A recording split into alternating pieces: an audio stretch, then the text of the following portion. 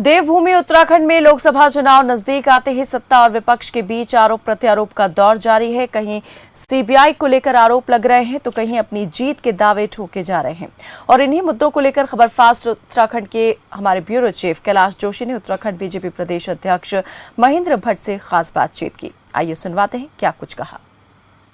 उत्तराखंड में अब लोकसभा चुनाव नजदीक हैं, जिसको लेकर भारतीय जनता पार्टी हो या कांग्रेस हो, दोनों ही पार्टियों ने अपनी कमर कस ली है और यहां पर तैयारियों में जुट चुकी हैं। इस लोकसभा चुनाव में भारतीय जनता पार्टी का क्या स्टैंड रहने वाला है, उसके लिए बात करने के लिए हमारे साथ इस वक्त भारतीय जनता पार्टी उत्तराखंड के प्रदेश अध्यक्ष महेंद्र भट्ट जी मौजूद हैं। आइए उनसे जानते हैं कि क्या तैयारियां हैं। भट्ट जी, सबसे पहले तो बहुत बहुत स्वागत है आपका। धन्यवाद आपका बहुत बहुत। पहला चैप्टर ये रहेगा कि उत्तराखंड में लोकसभा चुनाव अब नजदीक है, पार्टी की ओर से कितनी बृहद स्तर पर तैयारियां चल रही हैं? देखिए, भारतीय जनता पार्टी जो भी चुनाव जीतती कार्यकर्ताओं के उत्साह के आधार पर जीतती है और मैं कह सकता हूँ कि हमारे कार्यकर्ताओं में उत्साह है और हमने अभी अपनी जो पार्टी का संगठन है वो भी बहुत मजबूत से हमने बूथ स्तर तक हमने खड़ा किया है। पन्ना प्रमुख तक की हमारी टोली बनी है।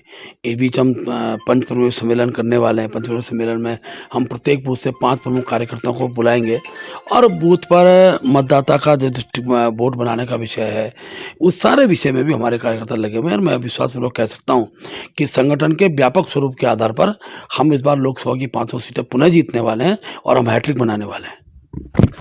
अच्छा, अगर राजनीति की बात करें तो हरीश रावत आरोप लगा रहे हैं कि जो ये सीबीआई का जो नोटिस है ये एक राजनीतिक षड्यंत्र है। इसको किस प्रकार से देखा जाए? नहीं, मुझे नहीं लगता, क्योंकि हरीश रावत जी जहां एक और कह रहे हैं कि मेरे द्वारा इस प्रकार का कोई लेन देन नहीं किया गया है, मेरी ये आवाज़ नहीं है। हरक सिंह रावत जी ने स्वतः ही कहा कि सीबीआई जांच होनी चाहिए। तो इससे घबराने की अवस्था क्या है? आखिरकार जब सीबीआई जांच की मांग स्वयं उस समय के एक पत्रकार महोदय उसमें थे, हरक सिंह जी ने सीबीआई की मांग की है और आज सीबीआई की जांच हो रही है तो उनको इसका स्वागत करना चाहिए।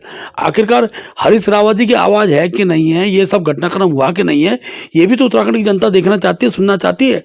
और दूध का दूध पानी का पानी हो, इस भाव के साथ सबको इस जांच का स्वागत करना चाहिए। आज भय किस लिए है?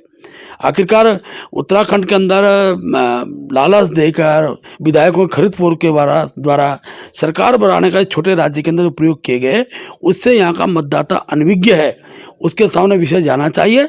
और मैं तो कांग्रेस सभी नेताओं से आग्रह करूँगा कि एक और तो सीबीआई जांच हो रही है, अच्छा है, उद्यान विभाग में, और एक और सीबीआई जांच हो रही है हरीश रावत और हरक सिंह रावत जी के प्रकरण पे, वो गलत है। ये दो डबल नाव पर चलने का जो नेचर है कांग्रेस का ठीक नहीं, इसमें सुधार वो करे। और जनता देखना चाहती है आज कि सत्य क्या है, सत्य सबके सामने उजागर होगा। अच्छा, एक उपचुनाव भी उत्तराखंड को और झेलना है। जो सरबत करीम अंसारी हैं बसपा के नेता, उनका देहांत हो गया है। कैसे उसको देखते हैं कि इस बार भारतीय जनता पार्टी उस सीट पर फतह करेगी? क्योंकि लगातार वहां पर भारतीय जनता पार्टी चुनाव जरूर लड़ी है लेकिन हार का सामना करना पड़ा है। देखिए, सरबत करीम अंसारी जी 2 बार के विधायक थे। मैं अपनी संवेदना उनको व्यक्त करता हूँ। कल ही उनका देहांत हुआ है और ये सत्य है कि उसका बाई इलेक्शन होना है। हमको ऐसा लगता है कि लोकसभा चुनाव के साथ वो बाई इलेक्शन होगा। और जहाँ तक पार्टी का विषय, सत्य है कि हम उस सीट को अभी तक जीत नहीं पाए हैं जब से राज्य का निर्माण हुआ है। लेकिन अब वहाँ की मंगलौर की जनता भी विकास का जुड़ना चाहती है और सरकार हमारी केंद्र में है, राज्य में है। तो मैं विश्वासपूर्वक कह सकता हूँ मोदी जी की लहर है, लोगों ने आज विकास अपनी आंखों से देखा है। तो विश्वासपूर्वक कह सकता हूँ मंगलौर की जनता भारतीय जनता पार्टी के प्रत्याशी को विजय बनाएगी। हम जीतने वाला प्रत्याशी चुनाव मैदान उतारेंगे और मुझे पूरा विश्वास है मंगलौर की सीट भी भारतीय जनता पार्टी खाते में आएगी।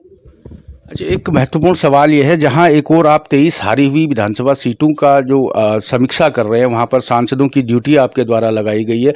वहीं कांग्रेस का आरोप है कि जो 47 सीटें पहले ही आप जो जीते हैं उनकी जो है उपेक्षा क्यों की जा रही है? नहीं, ये समझने की संगठनात्मक विषय है। हमारे 47 जगह हमारे विधायक हैं। सरकार के सब विषयों को सरकार तक वहाँ की समस्या को लाने में सक्षम है। लेकिन जहाँ 23 सीटें हम लोग हारे हैं, वहाँ की जन समस्याओं के समाधान के लिए वहाँ के जो विधायक हैं वो एक प्रकार से उन समस्याओं का समाधान करने में नाकाम सिद्ध हुए हैं। और हमारा संगठन का स्वरूप उन क्षेत्र में अच्छा मजबूत हो, हमने संगठन दृष्टि से सांसदों को वहाँ काम दिया है। उसमें हमारा पन्ना प्रमुख की टोली बननी है, हमारा बूथ प्रबंधन का तंत्र बनना है, हमारे जो संगठनात्मक कार्यक्रम बूथ स्तर तक कार्यक्रम होने, हमने अपने संगठन सकारात्मक स्वरूप के दृष्टिकोण से सांसदों को काम दिया है। सांसद तो वहीं के हैं, हारी विधानसभा उनको दी गई हैं, इस नाते कि विधानसभाएं भी हमको जीतनी है और इसके साथ साथ विधायकों को हमने उनकी विधानसभा के ऐसे अनेकों बूथ हैं जो हम हारे हुए हैं, उन बूथों को जीतने के दृष्टिकोण से उनके बीच में जाकर, जनता के बीच में जाकर उसके समाधान के लिए भी हमने जो तंत्र बनाया है, ये संगठनात्मक तंत्र है। इसको विकास की दृष्टि से इस रूप में देखा जा सकता है कि जब कांग्रेस के विधायक अपने क्षेत्र के विकास करने में नाकाम सिद्ध हो रहे हैं, तो कहीं ना कहीं कोई देश हमारे लिए विकास सर्व क्षेत्र में हो, ये हमारी सरकार की सोच है, हर क्षेत्र का विकास हो। इसलिए हमारा कार्यकर्ता विकास की मुख्य धारा से जुड़े और विकास कराने में सक्षम सिद्ध हो, इस नाते हमने रचना बनाई है। एक अंतिम सवाल भट्ट जी आपसे ये है कि ग्लोबल इन्वेस्टर समिट आप कराने जा रहे हैं और ग्लोबल इन्वेस्टर समिट को जो है उत्तराखंड के लिहाज से, उत्तराखंड के परिप्रेक्ष्य से आप किस प्रकार से देख रहे हैं, क्योंकि बहुत महत्वपूर्ण बिंदु है, लगातार मुख्यमंत्री उस पर काम कर रहे हैं, आप लोग भी काम कर रहे हैं, इसको किस प्रकार से देख रहे हैं? देखिए, राज्य गठन के बाद पहली बार किसी मुख्यमंत्री ने ये सिद्ध किया है कि उत्तराखंड की जवानी भी उत्तराखंड के काम आएगी। और मैं मानता हूं कि छोटा राज्य में सरकारी नौकरियां सीमित होती हैं, इसलिए उद्यम आएंगे तो रोजगार सर्जित होंगे, और रोजगार सर्जित होंगे तो यहाँ का युवा जो आज देश के विभिन्न क्षेत्रों के बहुत छोटी छोटी नौकरी में काम कर रहा है, उसको अपने गांव में, अपने घर के पास रोजगार मिलेगा। और जिस प्रकार से 57,000 करोड़ से ज़्यादा का इन्वेस्टमेंट का जो स्वरूप निकल कर आ रहा है, मैं कह सकता हूँ राज्य के हित में है और अच्छा हो। सभी राजनीतिक दलों को इसका स्वागत करना चाहिए। उद्योग क्या स्थापित होंगे, ये उद्योगपति जब आता है किसी राज्य के अंदर तो यहाँ की परिस्थिति को समझ कर आता है। आज ऑल वेदर रोड का विषय हो, रेलवे कनेक्टिविटी का विषय हो, तो निश्चित मैं कह सकता हूँ भविष्य के अंदर सर्वाधिक रोजगार का जो क्षेत्र है, खासतौर टूरिज्म का क्षेत्र हो सकता है, हमारा आयुर्वेद के क्षेत्र में हो सकता है, हमारा इलेक्ट्रॉनिक्स के क्षेत्र में हमारे यहाँ का उद्यम हो सकता है। इन उद्यमों में बड़ी संख्या में लोग आएंगे और उसका लाभ यहाँ के युवाओं को मिलेगा।